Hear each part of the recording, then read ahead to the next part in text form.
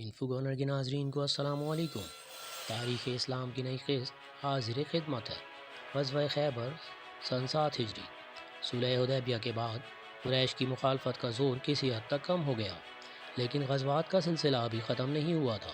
7 ہجری میں خیبر کے مقام پر یہودیوں سے مسلمانوں کا مقابلہ ہوا، جو غزوہ خیبر کہلاتا ہے۔ خیبر مدینہ کے شمال میں 200 میل کے فاصلے پر بستی ہے۔ مدت سے یہ علاقہ یہودیوں کا مرکز تھا، جو نہایت اہم اور مضبوط تھا۔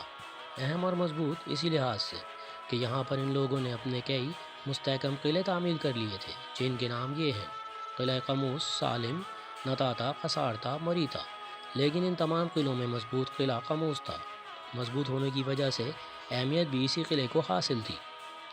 قلعہ قموس جو حضرت علی رضی اللہ تعالیٰ عنہ نے صحابہ اکرام کے ساتھ مل کر فتح کیا، اور دوسرے قلعے حضور صلی اللہ علیہ وسلم کی قیادت میں صحابہ اکرام نے فتح کیے، جسے بیان نہیں کیا جاتا۔ یہ بہت زیادتی ہے۔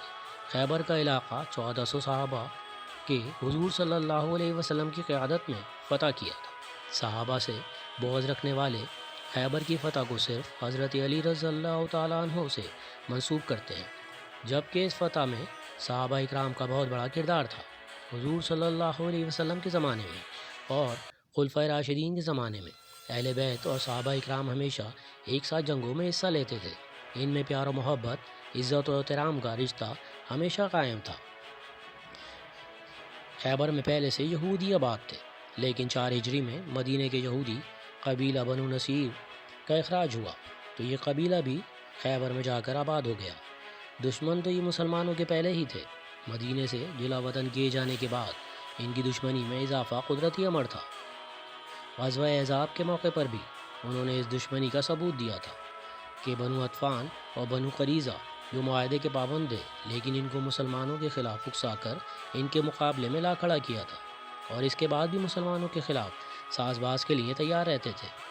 صلح حدیبیہ کے بعد حضرت صلی اللہ علیہ وسلم کو اطلاع ملی کہ خیبر میں آباد یہودی اور بنو عطفان مسلمانوں کے خلاف ساز باز کر رہے ہیں اور مدینے پر حملہ کرنے کی تیاریاں کر رہے ہیں۔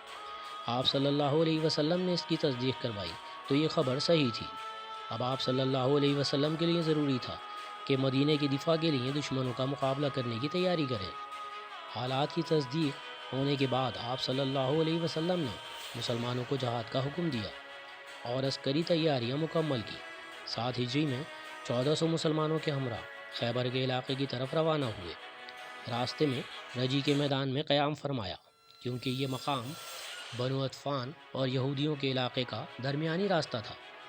دونوں دشمنوں جو ایک جگہ جمع ہونے والے تھے، حضور صلی اللہ علیہ وسلم کی آمد کو دیکھ کر اس شچوپن میں پڑ گئے کہ نہ جانے مسلمان فوج کے حملہ کا رخ کس طرف ہوگا۔ یہ تدبیر بہت اچھی تھی، اس سے بنو عطفان اور یہودی ایک جگہ جمع نہ ہو سکے، اور پھر آپ نے خیبر کا رخ کیا۔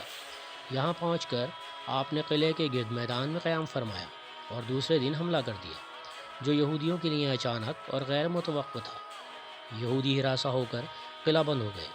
حضرت صلی اللہ علیہ وسلم نے ان قلعوں کا محاصرہ کر لیا اور مختلف قلعوں کو آسانی سے فتح کرنے کے بعد مرکزی اور اہم قلعہ قموس کی جانب متوجہ ہوئے۔ اس قلعے کی حفاظت کے انتظامات بہت زیادہ کیے گئے تھے، کیونکہ ان میں سردار قوم کنانہ بن ابی عقیق کا پورا خاندان اسی میں محصور تھا۔ اس کے لیے مسلمانوں کو کئی دن محاصرہ کرنا پڑا اور کافی دشواریوں کا سامنا کرنا پڑا، لیکن آخر کار حضرت علی کرم اللہ وجہہ کی مدد سے مسلمان اس قلعے کو فتح کرنے میں کامیاب ہو گئے۔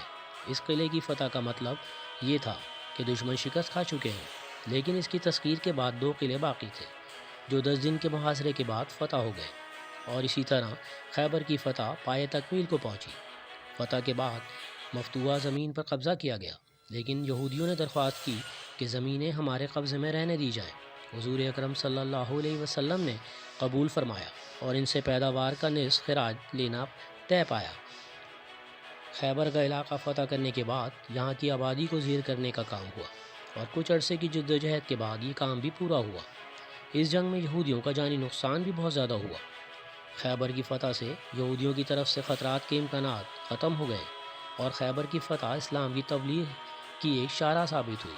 یہودیوں کا رئیس کنانہ بن ابی عقیق قتل کر دیا گیا، کیونکہ اس نے حضرت محمد بن مسلمہ رضی اللہ تعالیٰ عنہ پر چکی کا پاٹ گرا کر ان کو شہید کر دیا تھا۔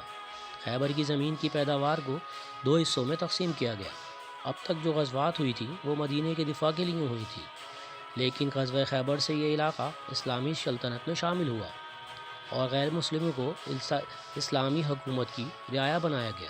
اس جنگ میں بہت سے فقہی احکام بھی نازل ہوئے، مثلا پرندے حرام کر دیے گئے، درندہ جانور حرام کر دیے گئے، گدھا اور خچر حرام کر دیے گئے۔ تو ناظرین، کیسی لگی ہے میری ویڈیو؟ اگر اچھی لگی تو لائک کریں، سبسکرائب کریں اور دوسرے گروپس میں شیئر کریں۔ اللہ حافظ۔